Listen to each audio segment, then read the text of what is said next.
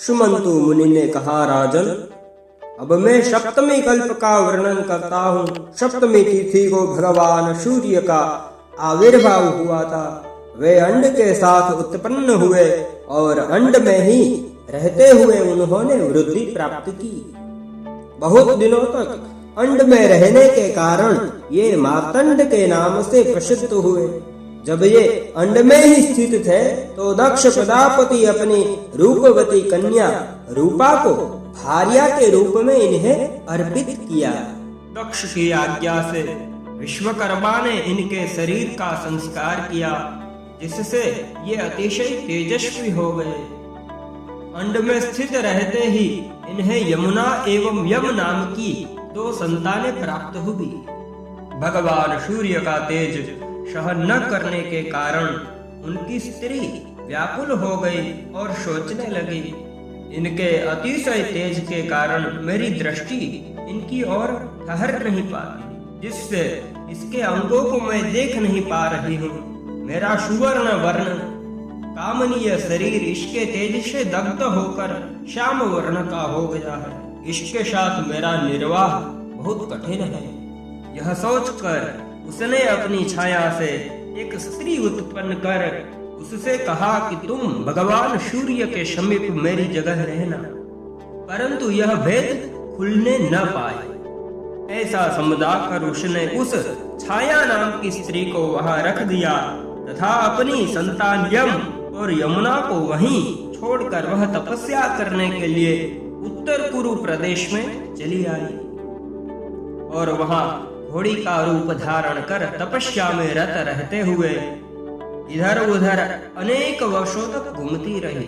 भगवान सूर्य ने छाया को ही अपनी पत्नी समझा। कुछ समय के बाद छाया से शनैश्वर और तपती नाम की 2 संतानें उत्पन्न हुई। छाया अपनी संतान पर यमुना तथा यम से अधिक स्नेह करती थी। एक दिन यमुना और तपती में विवाद हो गया।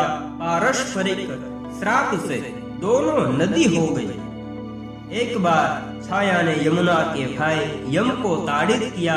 इस पर यम ने क्रोध होकर छाया को मारने के लिए पैर उठाया। छाया ने क्रोधित होकर श्राप दिया, मूढ़, तुमने मेरे ऊपर चरण उठाया है, इसलिए तुम्हारा प्राणियों का प्राण हिंसक रूपी यह विभत्स कर्म तब तक रहेगा जब तक सूर्य और चंद्र रहेंगे। यदि तुम मेरे शाप से कुलुषित और अपने पैरों को पृथ्वी पर रखोगे तो कृमिगण उसे खा जाएंगे। यम और छाया का इस प्रकार विवाद हो ही रहा था। उस समय भगवान सूर्य वहां आ पहुंचे। यम ने अपने पिता भगवान सूर्य से कहा, पिताजी, यह हमारी माता कदापि नहीं हो सकती। यह कोई और स्त्री है। यह हमें नित्य क्रूर भाव से देखती है और हम सभी भाई बहनों में समान दृष्टि तथा समान व्यवहार नहीं रखती। यह सुनकर भगवान सूर्य ने क्रोधित होकर छाया से पूछा, तुम्हें यह उचित नहीं है कि अपनी संतानों में ही एक से प्रेम करो और दूसरे से द्वेष करो। जितनी संतानें हो सबको एक ही समान समझना चाहिए। तुम विषय दृष्टि से क्यों देखती हो?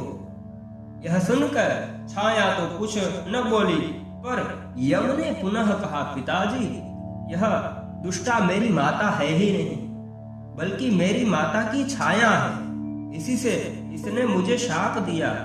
यह कहकर यम ने पूरा वृत्तांत बता दिया। इस पर भगवान सूर्य ने कहा, बेटा, तुम चिंता मत करो। कृमिगण मांस और रुधिर लेकर भूलोक को चले जाएंगे। इस पर तुम्हारा पांव गलेगा नहीं, अच्छा हो जाएगा और ब्रह्मा जी की आज्ञा से तुम लोकपाल को भी प्राप्त करोगे। तुम्हारी बहन यमुना का जल गंगा जल के समान पवित्र हो जाएगा और तपती नदी का जल नर्मदा के तुल्य पवित्र माना जाएगा। आज से यह छाया सबके देहों में अवस्थित होगी। ऐसी व्यवस्था और मर्यादा स्थिर कर भगवान सूर्य दक्ष प्रजापति के पास आ गए और उन्हें अपने आगमन का कारण बताते हुए वृत्तांत कह सुनाया। इस पर दक्ष प्रजापति ने कहा, आपके अति प्रचंड तेज से व्याकुल होकर आपकी भार्या उत्तर कुरु प्रदेश में चली गई है। आप विश्वकर्मा से अपना रूप प्रशस्त करवा ले। और यह कहकर उन्हीं ने विश्वकर्मा को बुलाया और उससे कहा, विश्वकर्मन, आप इनका सुंदर रूप प्रकाशित कर दे। जब सूर्य भगवान की सम्मति पाकर विश्वकर्मा ने अपना तक्षण कर्म से सूर्य को खरादना प्रारंभ किया। अंगों से तरासने के कारण सूर्य को अतिशय पीड़ा हो रही थी और बार बार मूर्छा आ रही थी।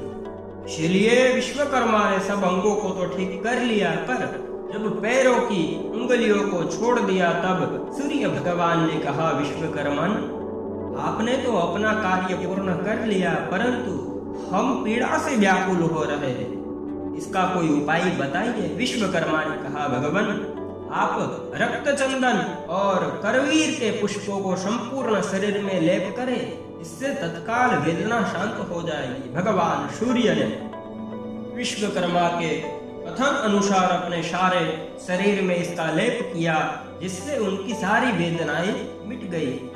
उसी दिन रक्त चंदन और करवीर के पुष्प भगवान सूर्य को बहुत प्रिय है और उनकी पूजा में प्रयुक्त होने लगे। भगवान सूर्य के शरीर से खरादने से जो तेज निकला, उस तेज से दैत्य के विनाश करने वाले वज्र का निर्माण हुआ। भगवान सूर्य ने अपना उत्तम रूप प्राप्त कर प्रसन्न मन से अपनी भार्या के दर्शन को काष्ठा से तत्काल ही उत्तर कुरु की ओर प्रस्थान किया। वहां उन्होंने देखा कि वह घोड़ी का रूप धारण कर विचरण कर रही है। भगवान सूर्य भी अश्व का रूप धारण कर उससे मिले, पर पुरुष की आशंका से उसने अपने दोनों नासापुटों से सूर्य के तेज को एक साथ बाहर फेंक दिया, जिससे अश्विनी कुमारों की उत्पत्ति हुई और यही देवताओं के वैद्य हुए। तेज के अंतिम अंश से रेवंती की उत्पत्ति हुई। तपती, शनि और सावर्णी ये तीन संतानें छाया से और यमुना तथा यम संगना से उत्पन्न हुई। सूर्य को अपनी भार्या उत्तर कुरु में सप्तमी तिथि के दिन प्राप्त हुई। उन्हें यह दिव्य रूप सप्तमी तिथि को ही मिला तथा संतानें भी इसी तिथि को प्राप्त हुई। अतः सप्तमी तिथि भगवान सूर्य को अतिशय प्रिय है। मित्रों, सूर्य की उत्पत्ति के बारे में चर्चा की। आने वाले दूसरे एपिसोड में भगवान सूर्य के पूरे परिवार के बारे में चर्चा करेंगे। आज के लिए इतना ही, मिलेंगे जल्दी ही, तब तक के लिए जय श्री कृष्ण।